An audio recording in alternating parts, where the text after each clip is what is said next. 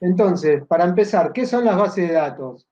Eh, una base de datos, la definición de Wikipedia dice que es un conjunto de datos pertenecientes a un mismo contexto y almacenados sistemáticamente para su posterior uso.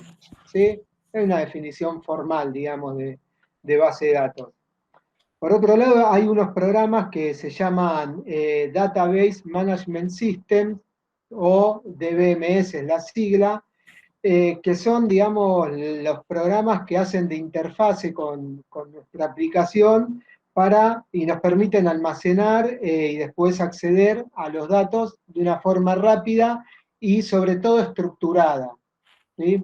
Entonces nosotros vamos a usar base de datos y a los datos lo vamos a acceder por medio de estos DBMS. ¿Sí? Hasta ahí está todo muy lindo, pero ¿cuál es la idea? ¿Cuál es la misión de las bases de datos? Para empezar, sirven para eliminar los formatos ad hoc, ¿sí? Y ustedes me pueden preguntar, ¿y qué es un formato ad hoc? Y bueno, para repasar esto, podemos poner un ejemplo. Eh, si, por ejemplo, Marcelo diera como tarea, o les diéramos como tarea que para la clase que viene hagan una aplicación en la que está en juego, ponen en juego algunos datos, por ejemplo, no sé, nombre, edad y documento de una persona, y les damos libre albedrío con respecto a cómo organizar esos datos, es muy probable que no caigan todos en la misma solución, ¿sí? A alguno se le ocurra, por ejemplo, declarar que el DNI es un long, un unsigned long, que el nombre es un vector de char de 20 elementos, el apellido es otro vector de char de otros 20 elementos, y la edad es un unsigned char, y listo, ahí tienen su estructura de datos. A lo mejor alguien que le gusta más trabajar con estructuras dice, no, bueno, pará, yo voy a hacer un typedef, voy a definir un tipo de estructura que defina a las personas, y dentro de esa estructura voy a tener un vector que sea nombre y apellido de determinada cantidad de caracteres, y voy a tener un double o un unsigned long, perdón, que sea el documento, y voy a tener un unsigned int que sea la edad. Y a lo mejor a otra persona se le ocurre otro tipo de estructura u organizar los datos de otra manera. ¿Sí? Entonces, lo que va a pasar es que cuando yo quiera, digamos, si yo quiero hacer un programa que se interfacee para obtener, que tenga que obtener los datos de cada una de las soluciones que ustedes implementaron, seguramente voy a tener que modificarlo 20 veces ese programa para que reciba los datos, digamos, de las personas de acuerdo a cómo lo pensó cada uno de ustedes. ¿Sí? Entonces, si nosotros, digamos, damos una clase de base de datos, se entiende el tema y definimos una estructura, una base de datos con los datos de las personas, ya está, se acabó el problema, porque a partir de ahí ustedes pueden presentar todo su solución y, digamos, yo si tengo que chupar los datos de sus tablas, voy a tener una sola manera de accederlos y no voy a tener que andar modificando el programa para que se adecue a cada una de sus soluciones. ¿Se entiende por ahí? Entonces como que estandariza el acceso a un set de datos. ¿Se entiende, digamos, la primera de las misiones de las bases de datos? ¿Sí? Bueno, acá hay una definición de un ingeniero del laboratorio Bell que dice, si tus estructuras de datos están correctamente organizadas, los algoritmos para accederlos, ¿no? se volverán evidentes. ¿Sí? Después, bueno, si lo vieron, hay una serie de funcionalidades de las bases de datos. ¿Sí? Podemos destacar persistencia, lo que implica que los datos van a seguir estando en la base, aun cuando yo, por ejemplo, apague el sistema informático donde estoy corriendo en mi aplicación, o se me resetee la computadora y, digamos, todas las cosas que normalmente trabajamos con variables y son volátiles, bueno, si está en una base de datos no las voy a perder. Entonces, tenemos la funcionalidad o la característica de persistencia. Después integridad. Digamos, la integridad se define como la propiedad de los sistemas estos de manejo de base de datos, de velar porque los datos estén completos y sean correctos. Por ejemplo, vamos a ver después cuando nos metamos un poquito más técnico en los, digamos, en la base de datos tipo SQL, que hay columnas que se pueden marcar como que no pueden ser null. No pueden ser null quiere decir no pueden estar vacías.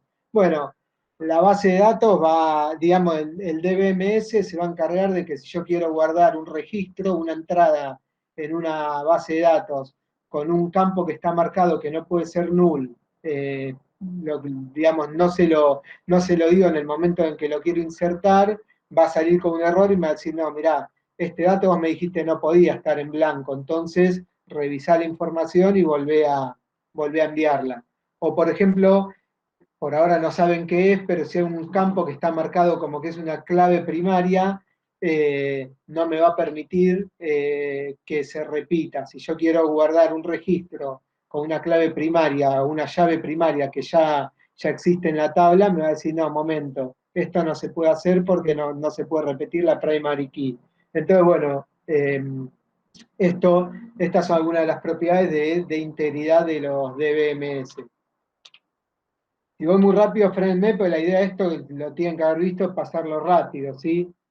Acceso ya lo vimos, provee una forma estandarizada de acceso a los datos. Autenticación, lo que me permite es que puedo tener digamos, un set de credenciales para acceder a base de datos que no sean las mismas del sistema operativo, ¿sí? Entonces, puedo tener credenciales para loguearme en la máquina, pero desde mi aplicación no tener las credenciales para acceder a la base de datos, ¿sí? Particionamiento, bueno, lo que significa, se ve después más adelante también con la escalabilidad, es que yo puedo tener una base de datos distribuida en distintos dispositivos físicos, ¿sí? Ahora lo vemos un poquito mejor más adelante. Indexación, esta sí es una clave, un punto importante. Yo, por ejemplo, quiero definir el padrón electoral, ¿sí? Por ejemplo, para selecciones quiero hacer una base de datos que tenga el padrón electoral. Bueno, si yo quiero, por ejemplo, consultar si una persona está en el padrón, a priori, sin conocer mucho el tema, no resulta lógico de que tenga que recorrer, digamos, hacer el pedido siempre para interactuar con la base de datos, se interactúa por medio de sentencias, ¿sí? O queries. Entonces, no sonaría muy lógico que yo haga un query donde diga si determinado nombre está en el padrón y el DBMS se ponga a recorrer digamos, todos los registros que tiene dados de alta para ver si esa persona está en el padrón. ¿Por qué? Porque eso en un padrón con 1 millón de personas puede llegar a tardar una cantidad de tiempo, digamos, muy grande, ¿sí? Entonces, el acceso a los datos se hace por medio de índices, ¿sí? Estos índices, en realidad, a mí, desde el punto de vista de programador de aplicaciones, no me preocupan. Digamos, yo no los tengo que manejar, yo simplemente hago el query de ver si esta persona está en el padrón. Pero sí se menciona que digamos, el motivo, la característica, la propiedad que permite que el DBMS responda a ese query en un tiempo razonable es porque trabaja con indexación digamos, de los registros que están en la base de datos. ¿Sí? Para nosotros es transparente, pero bueno, está bueno que lo sepan, porque si no se podrían plantear cómo es que responde tan rápido una consulta. ¿Sí? Bueno, esto está bárbaro, pero por otro lado tiene un lado B, un lado oscuro, que es que a veces pasa que en una base de datos se rompen esos índices y la base de datos, si no se pueden recomponer, queda inutilizable, ¿sí? Pues no se puede acceder más a los registros que están en la base si esos índices no se reparan. Pero bueno, normalmente cuando se rompen los índices y si digamos se tomó la precaución de hacer backups o de tener algún mecanismo de restitución, de reconstrucción de los índices, se corre algún script y bueno, se acomoda todo y a partir de ahí se puede seguir utilizando la base de datos. Bueno, transaccionado también es algo importante. En transaccionado, desde el punto de vista del programador de aplicaciones, también se puede ver como una propiedad que nos asegura atomicidad a nosotros. ¿Y qué es la atomicidad? Este es un término no exclusivo de las bases de datos. Se usa sobre todo cuando haces programación de cosas en bajo nivel y cuando hay un sistema operativo en el medio. Resolver una operación o un determinado grupo de instrucciones en forma atómica significa que yo las empiezo, doy la instrucción de empezar a resolverlo y no hay nada que me pueda interrumpir hasta que no se termine esa instrucción, ese conjunto de instrucciones. Y esto puede parecer un detalle, es muy importante. Por ejemplo, para evitar las race conditions digamos, el digamos, la violación, la vulneración de variables compartidas, por ejemplo. ¿Sí? Si yo quiero hacer un conjunto de instrucciones que leen primero un dato y después escriben un resultado sobre ese mismo dato, si eso no se hace en forma atómica, yo en el medio corro el riesgo de que alguien me modifique esa variable, me modifique ese valor y que el resultado que yo estoy poniendo corrompa o deje algo con un valor que no sé qué corresponde. Bueno, el DBMS me asegura que los queries, las transacciones que yo hago sobre la base de datos son atómicas. Entonces, yo disparo un query y cuando, digamos, cuando tengo el resultado puede tardar, no significa ser inmediato, pero no va a haber nadie que en el medio me modifique ninguna condición que haga que el resultado que yo obtenga pueda ser incorrecto. Y eso lo maneja en forma transparente para nosotros el DBMS. Nosotros hacemos digamos, disparamos la transacción, hacemos el query con la sentencia que corresponda y el resultado que tenemos, después de un ratito, sabemos que es, digamos que no tiene ningún tipo de problema de integridad. ¿Sí? Bueno, otra propiedad es la de concurrencia. Esto de concurrencia, esto estamos viendo es genérico las bases de datos, porque después vamos a ver que, por ejemplo, el SQLite, que es el que vamos a usar nosotros, no cumple con la propiedad de concurrencia, ¿sí? Pero sí, lo que significa es que normalmente puedo tener un servidor corriendo un motor de base de datos y N clientes accediendo todos en simultáneo, todos a la vez, a hacer consultas a ese motor de base de datos y no hay problema, el DBMS lo resuelve y le devuelve a cada uno digamos, con los resultados de la operación que pidió. ¿Vamos bien?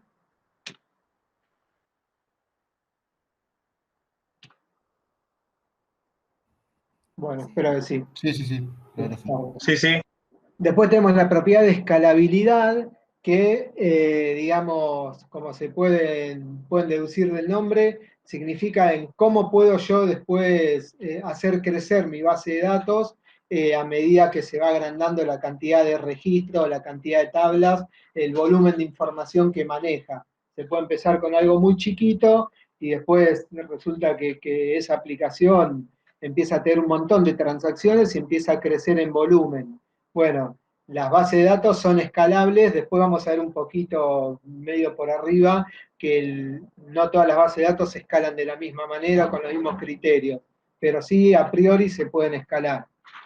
Y después replicación, que es la capacidad de yo poder hacer una exportación de una base de datos, importarlas desde otro lugar, de otro sistema informático, y tener acceso a los datos de esas bases como si siempre me hubieran pertenecido, ¿sí? Como si yo fuera el que generó la base, como si siempre hubiera estado en contacto con esos datos. Se hace un proceso de importación y a partir de ahí puedo usar los datos como cualquier otro sistema que esté en contacto con la base. ¿Sí? Bueno, esto lo vemos muy por arriba, lo que quieren decir estos gráficos es que tengo un motor o un DBMS, una cantidad determinada de clientes que quieren acceder a esos datos, y esos datos, acá quedó mal, pero se acceden a través de consultas y el DBMS me devuelve las tablas de la base de datos, ¿sí? Y esta flecha está en roja, son las sentencias, digamos, que definen cada una de las operaciones que voy a hacer sobre la tabla. ¿A qué vamos con esto? Que normalmente el formato interno de la base de datos yo no lo conozco, no es transportable, yo no me puedo llevar la base así, sin una exportación, porque no voy a entender nada de cómo están organizados los datos en forma interna. Siempre para poder llevarme los datos a otro sistema, tengo que importarlos y exportarlos. En el caso de SQLite, vamos a ver que los datos son un archivo de texto plano, que lo podemos abrir con cualquier editor de texto y podemos más o menos ver lo que está pasando, ¿sí? Pero en general, los datos de un motor de base de datos, un sistema, se acceden mediante importaciones y exportaciones de los mismos. Bueno, después tenemos una primera clasificación de tipos de base de datos y lo vamos a clasificar de acuerdo a, digamos, al lenguaje con el que se acceden o la forma de acceder a los datos. ¿Escucharon hablar de base de datos tipo SQL? ¿Cuántos pongan sí, no? A ver cuántos No. escucharon alguna. Sí, sí. ¿No? Sí. ¿Sí? No, profe, yo nunca. ¿No? Sí. Bueno, tenemos algunos que sí, otros que no. Bueno, SQL es también, como todo, es una sigla que deriva del inglés, que es un lenguaje de consultas estructurada y normalmente se usa para trabajar con bases de datos relacionales. Ahora vamos a ver qué significa una base sea relacional, ¿sí? Bueno, los principales tipos de datos de bases SQL son Oracle, MySQL, SQLite, que es el que vamos a usar nosotros, MariaDB. Bueno, entonces dijimos que íbamos a clasificar la base de datos en dos tipos, tipo SQL y tipo no SQL. Una aclaración, no SQL no es que no es SQL, sino que no es solo SQL, not only SQL. ¿Qué significa esto? Que si bien pueden, este tipo de bases se pueden acceder con lenguaje estructurado, no es obligatorio que lo hagan. Hay otras maneras de accederlas y utilizarlas, de interactuar con ellas, y no estoy obligado a seguir el lenguaje estructurado que sí está obligado a seguir en las bases que son exclusivamente SQL. ¿Sí? Bueno, por ahora hay un par de puntos que posiblemente no se van a entender, pues no permite operaciones de tipo join, todavía no sabemos lo que es, pues no sabemos qué es una operación de tipo join, pero dejémoslo para después. Y este tipo de base no puede garantizar atomicidad, y por lo tanto es un poco más difícil para ellas garantizar la integridad de los datos. ¿Sí? Bueno, principales bases no SQL, MongoDB, Cassandra, CatchDB y RavenDB. ¿Sí? Porque se abre una gran bifurcación en el camino y a partir de que tomé una decisión, después es como que, bueno, vamos con esta y vamos con esta hasta el final. No se puede andar, pues no se pueden combinar, ¿sí? Los tipos de base de datos. Entonces, o por lo menos no es aconsejable, no es sencillo. Entonces, es como que se abre un digamos, una primera bifurcación, una primera encrucijada, y nosotros tenemos que definir si vamos a usar bases SQL o no SQL. ¿Sí? Bueno, y el problema es que si nosotros nos preguntamos cuándo uso una y cuándo uso otra, lo que yo estuve viendo de bibliografía, y digamos, si bien yo no trabajo con base de datos, fue una respuesta, un común denominador en las respuestas, es que no hay una regla definitiva, un criterio, digamos, absoluto para decir esto en determinada situación lo tenés que hacer así, sí o sí. Es como que hay un gris en el medio que digamos, muchas veces haga que no sea tan claro qué camino tomar, si el de una base SQL o el de una no SQL, ¿sí? Pero bueno, si bien no está bien delimitado el camino, sí hay algunos perfiles de aplicación, digamos, de acuerdo a lo que yo quiero implementar, que me van a ayudar a decantarme hacia un lado o hacia el otro, ¿sí? Y estos perfiles están sintetizados, muy sintetizados en esta tablita. Por ejemplo, de la mano de lo que veníamos diciendo recién, perdón, ahí está. De la mano de lo que veníamos diciendo recién, que las que no son SQL no pueden, digamos, o les resulta más difícil garantizar la integridad de los datos. Bueno, si tenemos una aplicación en donde es crítico que los datos sean 100% confiables, ya esto nos ayuda a ir para el lado de SQL, ¿sí? Por otro lado, tenemos en las bases de datos SQL, como son las primeras que surgieron y, digamos, es un entorno que está mucho más maduro, porque tiene muchos años de maduración, de uso, tenemos muy buen soporte, o sea, soporte oficial o incluso si estamos usando como MySQL, que son, digamos, motores gratuitos, la comunidad está muy madura.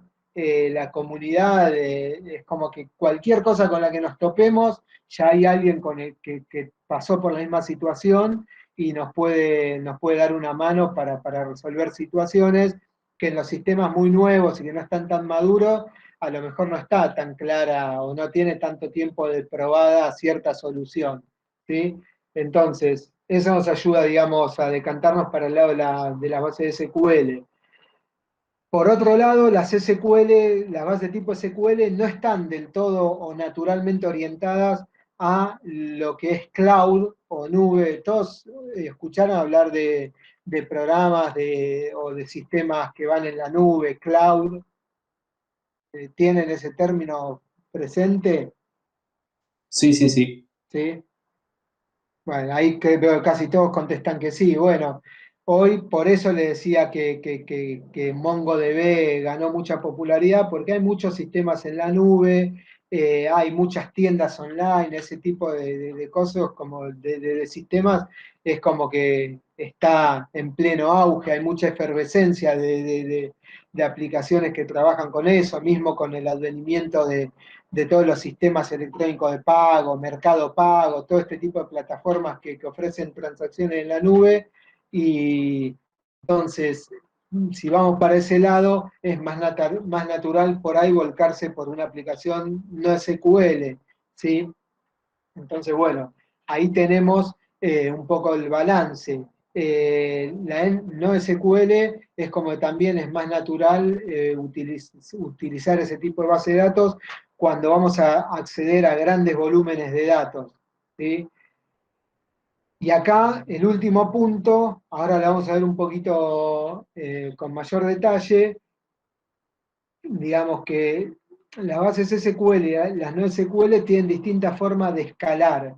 De escalar habíamos dicho cuando queremos hacer crecer un sistema que está funcionando muy bien, pero vemos que empieza a quedarnos chico el servidor o el sistema de hardware informático en el que está corriendo, ¿sí? Entonces, escalar un sistema SQL típicamente va de la mano de meterle plata, meterle más recursos a un servidor que es el que está corriendo nuestro motor de base de datos, ¿sí?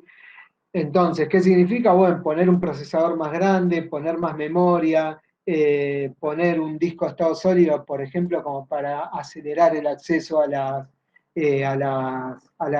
base de datos en sí, ¿sí? Pero va normalmente, por eso dice escala en forma vertical, es un caño que tengo, que estoy utilizando como servidor, ponerle mucha plata, muchos recursos para que sea más poderoso. En cambio, los tipos de base de datos no SQL normalmente se dice pueden escalar en forma horizontal. ¿Qué significa esto?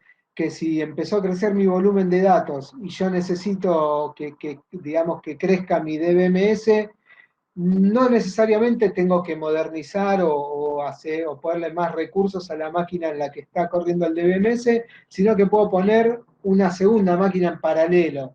Incluso la puedo poner en otra locación física. Puedo contratar, por ejemplo, en Amazon o en Google, un segundo servidor que trabaje, digamos, con la misma base. Y entonces eso está muy piola porque, digamos, puedo poner N servidores que obviamente tendrán que estar vinculados entre sí, pero es como que interactúan en forma más natural sobre el mismo set de datos. SQLite, que es lo que vamos, digamos, el tipo de base de datos con el que está hecha la demo que vamos a utilizar hoy, es una librería que implementa el estándar de lenguaje de consulta estructurado, eh, pero que además es autocontenida. Lo que significa es que una vez que yo la uso no dependo de nada externo, ¿sí? O sea, bajo la librería y la uso sin depender de ninguna, digamos, nada externo a mi entorno de programación. Es transaccional, es embebible, o sea que se puede meter por completo dentro de nuestro sistema, aunque normalmente nosotros que somos electrónicos, por ahí estamos trabajando, no piensen en una PC o en un servidor, sino que por ahí estamos trabajando con algún hardware embebido, digamos, cuyo espacio de almacenamiento es una memoria de tipo SD. Todos conocen las Raspberry Pi, las Banana Pi, Orange Pi, Beagle Blackbone, ese tipo de sistema embebido que son mini PCs, pero no son una computadora como las tradicionales. ¿Las tienen vista ese tipo de solución? Sí, sí, sí. Sí, ¿Mm? sí. Yo no. Bueno, después, Gabriel, si querés, googleate, poné Raspberry Pi, lo pongo acá en el chat como para que lo puedas ver. No, no ahora, porque no tiene importancia, pero Raspberry, esperen que no escribí. Raspberry Pi es una, Banana Pi, Orange Pi, hay otra, es una Beagle Bone Black, creo que se escribe así. Son distintos sistemas que, por ejemplo, la Raspberry tiene el concepto de tener una computadorita en el tamaño de una tarjeta de crédito, ¿sí? Digamos, eso fue una condición una característica del producto. Entonces, es un hardware recontra potente, tienen las más modernas, creo que tienen un quad-core, o sea, tienen 4 núcleos de procesamiento en ese tamaño, ¿no? Yo lástima no tengo ninguna acá. El año pasado tenía, ahora no tengo ninguna acá, pero son, digamos, mini computadoras. Vos en una Raspberry Pi le bajás una distro de Linux y le podés ver YouTube, podés tener un centro multimedia en tu casa, tiene salida HDMI, de disco rígido usás una tarjeta SD, pero incluso la Raspberry creo que no, pero la Banana Pi viene con un conector SATA para poder conectarle un disco rígido externo. Son una locura, unas soluciones de hardware que desde el punto de vista tecnológico están bárbaras, pero no dejan de ser, desde el punto de vista de los recursos, inferiores a una PC, en el sentido que vos tenés, por ejemplo, no sé, una memoria de 8 GB de memoria flash, una SD, ¿sí? Si lo comparás con los teras de espacio de almacenamiento que tienen hoy por hoy las computadoras, o con la velocidad de acceso a un disco rígido de estado sólido que tienen hoy cualquier sistema informático, no dejas de estar en inferioridad de condiciones para competirle. Entonces, es importante esto de que sean bebibles porque tenemos digamos, un footprint, le dice, una huella que ocupa más o menos 350 kilobytes, tenemos toda, digamos, la funcionalidad de tener una base de datos embebida en nuestro sistema. Y eso es poderosísimo, ¿sí? Fíjense que 350 kilobytes podría compararse ese tamaño con una foto sacada con una buena definición, ¿sí? Entonces, en el mismo espacio que ocupa una foto, nosotros tenemos toda la librería que nos permite acceder a una base de datos y hacer las consultas. Es realmente un punto muy importante a favor de SQLite para las pequeñas soluciones que podemos implementar en un sistema embebido. ¿Se entiende cuál es el punto? Sí, sí. ¿Sí? Bueno, bárbaro. Otra característica es que con ese footprint tan chico puede, por ejemplo, residir en memoria, ¿sí? Una Raspberry Pi, no sé, por ahí tiene 1 o 2 gigas de RAM. Bueno, fíjense que podemos darnos el lujo de guardar un montón de cosas con ese footprint tan chico, hacerla residir en un espacio de memoria, ¿sí? Bueno, y una característica de Security es que carece de servidor, ¿sí? No se configura, no tiene digamos, ningún espacio, ninguna característica de configuración, como sí tiene, por ejemplo, MySQL, ¿sí? La base de datos termina siendo solamente un archivo y nada más que eso. Si alguno de ustedes tuvo que instalar, por ejemplo, un MySQL o en algún momento va a instalar un MySQL, se va a dar cuenta que tiene que instalar en sí el MySQL, después configurar, digamos, algunos parámetros de conectividad, el puerto TCP por el cual se comunica, algunos asuntos con credenciales. Bueno, esto no nada de eso, digamos. Toda nuestra base de datos termina residiendo en un archivo y nada más que en eso. ¿Eh? Bueno, el portable 100%, esto es importante. Después van a ver que la base de datos que generemos digamos, desde Qt, con el SQLite, yo la puedo agarrar cuando termine de trabajar, copio el archivito que contiene la base de datos, que es un archivo con extensión SQLite, y me lo llevo a otra computadora y puedo trabajar después con esos datos perfectamente sin ningún tipo de problema, ¿sí? ¿Eso por qué? Porque es 100% portable. Incluso si yo estoy trabajando en NTFS y me lo llevo a un sistema con FAT32, no hay problema, o sea, el archivo la base de datos está en un archivo y me la puedo llevar sin ningún inconveniente. ¿Alguien habló o no? Ah, me pareció que alguien había hecho una consulta, me había escuchado. Bueno, ¿para qué se usa ese culite? Por ejemplo, lo vimos antes por arriba, para cuando necesitamos que algunos datos persistan en mi sistema, aun cuando se haya desconectado la energía, ¿sí? Se puede utilizar para websites de muy bajo tráfico y que no tengan acceso concurrente. ¿Por qué? Por lo que dijimos antes. No, digamos, no podemos, no soporta concurrencia el SQLite. Reemplazo de estructura de datos ad hoc, lo que vimos al principio, ¿sí? En vez de permitir que cada uno implemente una determinada estructura de datos como se le cante, definimos una base y a partir de ahí, digamos, todo el acceso a esos datos queda bien claro cómo tiene que hacerse. Bueno, y después prototipos testeo de esto porque es muy rápido de implementar. Ahora van a ver que en 20 minutos pueden tener una base de datos implementada en Qt y entonces permite eh, tener un tiempo de acceso, digamos, a la solución muy corta. ¿Sí? La curva de llegada a producción es muy acelerada, es muy vertical, porque enseguida aprendo 5 o 6 cositas y lo puedo utilizar. ¿Sí? Bueno, se usan sistemas embebidos y esto es importante, se usa para aplicaciones celulares. ¿Por qué? Porque está perfectamente integrado en Android Studio, que es el IDE por excelencia para desarrollar aplicaciones celulares.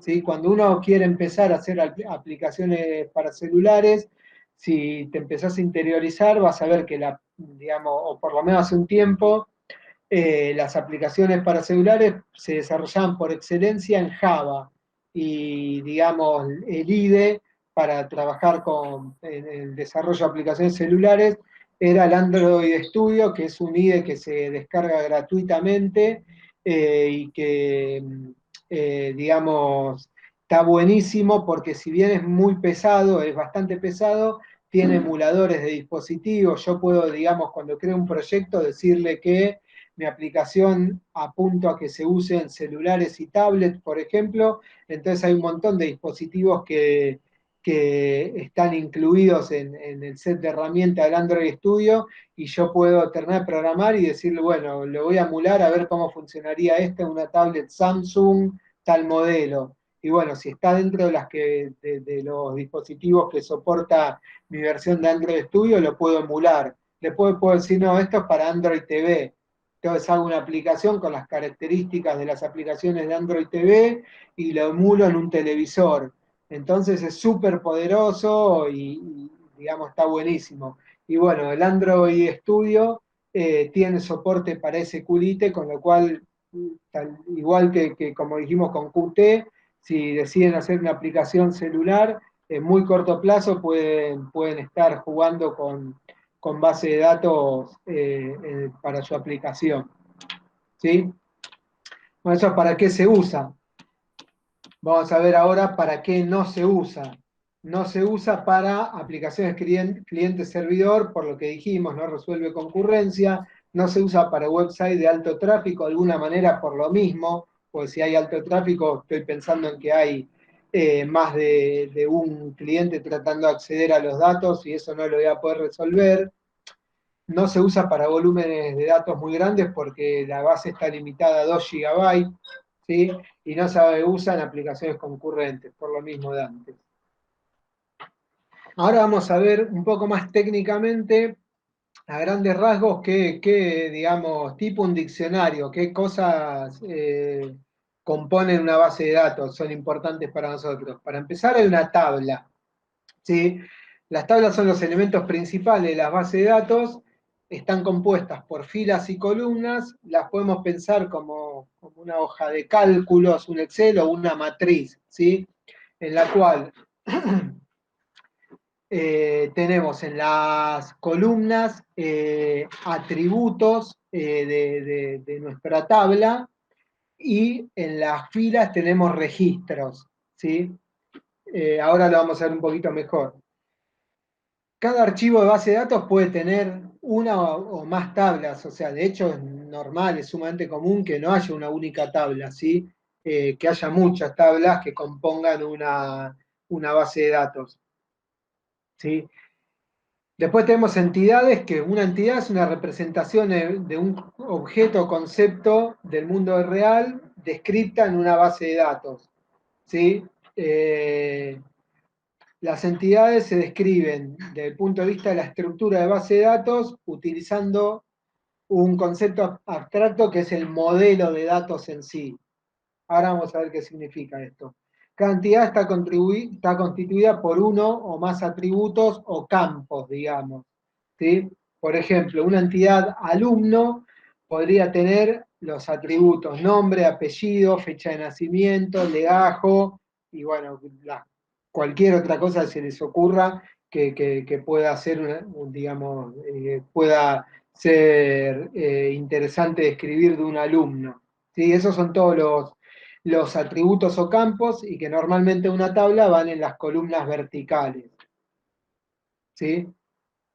Bueno, y en las bases relacionales, que son las que usan el lenguaje de acceso de consulta estructurada, las tipo SQL, las entidades se relacionan entre sí de alguna de estas formas, uno a uno, uno a n o n a n. Y esto después vamos a ver qué es. ¿Sí? Pues tenemos otra palabra clave que la mencionamos antes, que es la primary key, que digamos, es una clave primaria que de alguna manera identifica de forma biunívoca a un registro, una tabla. ¿Sí? ¿Qué significa esto? Que esa primary key va a ser única en una tabla, o sea, no puede haber dos registros, dos entradas en esa tabla que tengan la misma primary key. Entonces, la primary key tiene algunos atributos que son que no puede ser null, no puede estar vacía, porque es como, digamos, el atributo que identifica en forma inequívoca a un registro de esa tabla. Entonces no puede estar vacío, ¿sí? No tendría sentido yo quiera escribir a una persona que, por ejemplo, le ponga el DNI como primary key y que esté vacío. No, no tiene DNI, no hay ninguna persona que se identifique con el DNI vacío. ¿Sí? Entonces no puede ser null y por otro lado no puede repetirse. ¿Sí?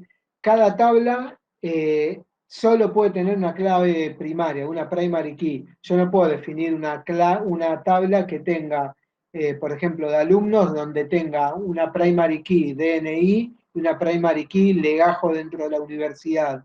Sí pueden tener esos dos campos, pero yo voy a tener que optar por uno de ellos dos para que sea mi clave primaria. ¿Sí? Y a partir de ahí es, digamos, el único que va a ser la clave primaria de esa tabla. ¿Se entiende?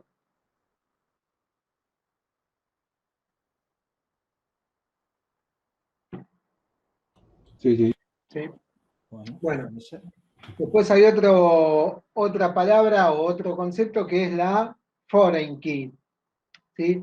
Entonces esto ahora puede sonar medio raro cuando vemos la definición, pero es tan sencillo como la foreign key o clave externa eh, es la representación de un atributo dentro de una tabla, ¿sí? En donde ese atributo para esa tabla no es una clave primaria, ¿sí?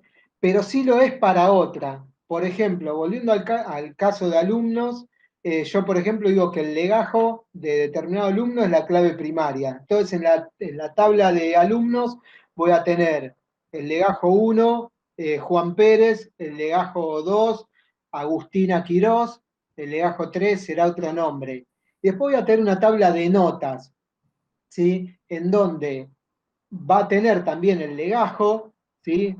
Entonces va a ser el legajo 1 que correspondía a Agustín Pérez y la nota, por ejemplo, de la materia análisis matemático 1. Bueno, ese campo legajo en la tabla de notas no va a ser una llave primaria, una clave primaria, ¿sí? Pero sí lo es en la base que está relacionada, en la tabla está relacionada con la tabla de notas, que es la tabla de alumnos. Entonces, por el solo hecho de ser una clave primaria de otra tabla, en la tabla de notas va a ser una foreign key. ¿Se entiende? Después lo vamos a escribir y van a ver que esto, digamos, puede sonar raro, pero es así, es muy sencillo el concepto. Bueno, puede haber tranquilamente más de una foreign key por tabla. Acuérdense que habíamos dicho que claves primarias no puede haber más de una por tabla, pero sí puede haber más de una foreign key. Y de hecho es muy común que lo haya. Bueno, después tipo de datos, esto lo pasamos bastante rápido, es yo voy a guardar atributos digamos, en una tabla y obviamente como cada una de las cosas que guardo normalmente en las variables, por ejemplo en C, hay tipos que describen en forma ideal a ese dato que voy a guardar. Por ejemplo, si voy a guardar la edad, y bueno, la edad de una persona y seguramente lo voy a guardar en un tiny int, que es un byte, porque nadie va a tener más de 255 años. ¿Sí? Después, si quiero guardar un determinado legajo, bueno, veré si me alcanza con 4 bytes o si tengo que ir a un big int que tenga 8 bytes o si me conviene representarlo como un string, ¿sí? Y digamos, definir un tipo de dato char con una determinada longitud digamos, describirlo de esa manera. Hay distintos tipos de datos digamos, para cada dato que quiero guardar. No tiene sentido perder mucho tiempo en eso. ¿Sí?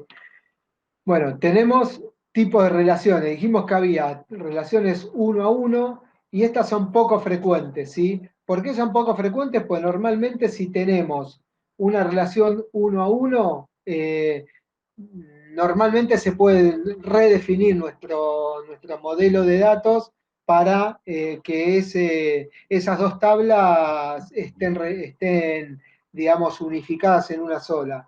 Entonces vemos un ejemplo, por ejemplo. tenemos entidad persona y entidad alumno.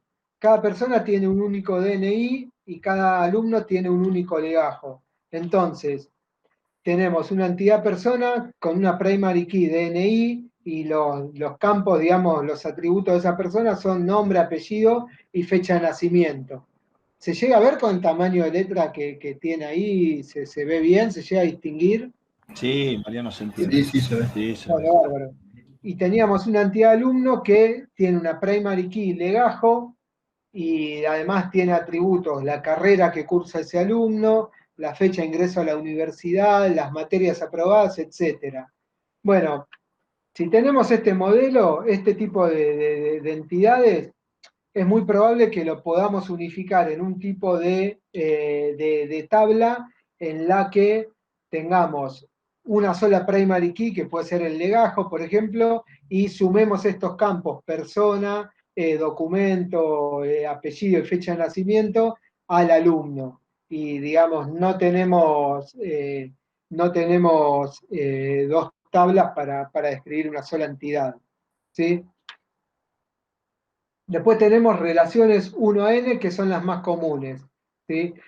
Y para graficarlo como un ejemplo, vamos a ver, por ejemplo, una empresa, un proveedor de una ferretería, lo que sea, que tiene varios pedidos de mercadería. Entonces, tenemos un registro dentro de nuestra tabla de clientes, en donde tienen una primary key, el ID del cliente, el código del cliente, donde yo tengo nombre, apellido, razón social del cliente, y tengo una segunda tabla que es la de pedidos de mercadería, ¿sí? En donde el cliente acá, fíjense que es una foreign key. ¿Por qué? Porque va a ser el mismo identificador de cliente, pero en la tabla de pedidos de mercadería no es una primary key. Entonces, inmediatamente pasa a ser una foreign key. Y tengo un identificador del pedido, ¿sí? Entonces tenemos el pedido número 1, que por ejemplo son 5 pinceles, 5 destornilladores Phillips y una caja de tarugos. ¿Sí? Pero después ese cliente hace un nuevo pedido, el pedido con el mismo foreign key de cliente, o sea, el mismo identificador de cliente, con identificador 19, acá en el medio hubo otra serie de pedidos entre el 2 y el 18, posiblemente de otro cliente, ¿sí? Y tiene la identificación del pedido 19 y seguramente acá tenga 5 baldes de pintura, 4 destornilladores más y, no sé, 2 niveles de albañil, ¿sí? Entonces, tenemos un tercer pedido con identificador 43 y que, digamos, es del mismo cliente, tiene otro identificador y el pedido de mercadería será otra cosa. ¿Sí? Y esto representa una relación 1 a n. Fíjense que un mismo cliente está relacionado con n entradas en la tabla de pedidos. Y vamos a ver por último el último tipo de relación, N a N, perdón, o N a M, ¿sí? Son menos comunes, se trata de evitarlas porque, digamos, tienen algunas implicancias desde el punto de vista del modelo de datos, pero no siempre se pueden evitar. Y por ejemplo, para seguir con esta tónica de un proveedor, una ferretería con clientes, fíjense que una ferretería tiene, por un lado, N clientes y M productos distintos. ¿Sí? Cada uno de los N clientes puede adquirir cualquiera de los M productos que tiene la ferretería. Y a su vez, cada uno de los M productos se le puede vender a cualquiera de los N clientes. ¿Sí? Entonces tenemos una entidad producto con su primary key, código de producto, y unos atributos adicionales, unidad en la que se vende, puede ser litros si es un líquido, kilos si, digamos, si se pesa, unidades si son destornilladores, la descripción del producto, el stock que tengo yo, y después tenemos una entidad cliente que también tiene una primary key, ¿sí? Que ya la habíamos visto, que es la misma entidad que antes, código de cliente, donde tenemos razón social, dirección y teléfono, ¿sí? ¿Y esto cómo se relaciona? Bueno, por medio de una junction entity, ¿sí? En donde la primary key de la entidad producto pasa a ser una foreign key de esta entidad. Entonces, fíjense acá, foreign key, código producto, ¿sí? Y la primary key de la entidad cliente también pasa a ser una foreign key de esta entidad, ¿sí? Y después tengo el ID del pedido, como teníamos antes, y la forma de pago, y bueno, todos los datos adicionales que quiera. Entonces, fíjense cómo, por ejemplo, el pedido 1 del cliente con ID 1 va a tener una entrada en esta tabla. El cliente, el pedido 5 de ese mismo cliente va a tener otra entrada en esta tabla en donde el foreign key, código de cliente va a ser el mismo, pero el ID de pedido va a ser otro y seguramente los códigos de producto también van a ser otros porque no necesariamente va a ser el mismo pedido que hizo en el pedido con ID 1. Sí, lo mismo se puede decir de acá. Un producto va a tener una entrada, por ejemplo, se vendió el producto con ID 15, que son los destornilladores planos, digamos, al cliente con foreign key 1, y después va a tener otra entrada donde se vendió el mismo producto al cliente con ID 20, ¿sí? Y bueno, de esta forma, esta entidad relaciona me permite, digamos, relacionar o administrar, manejar todos los pedidos de todos los clientes.